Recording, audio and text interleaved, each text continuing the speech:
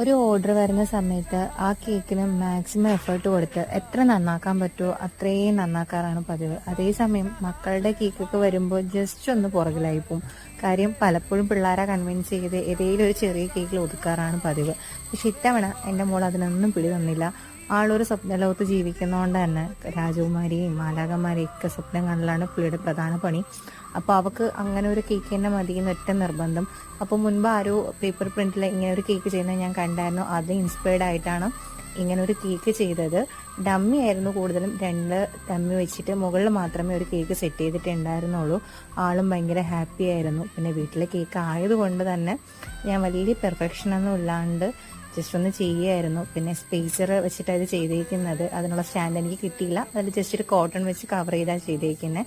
മോള് ഭയങ്കര ഹാപ്പി എന്ന് പറഞ്ഞാൽ ഭയങ്കര ഹാപ്പി ആയിരുന്നു.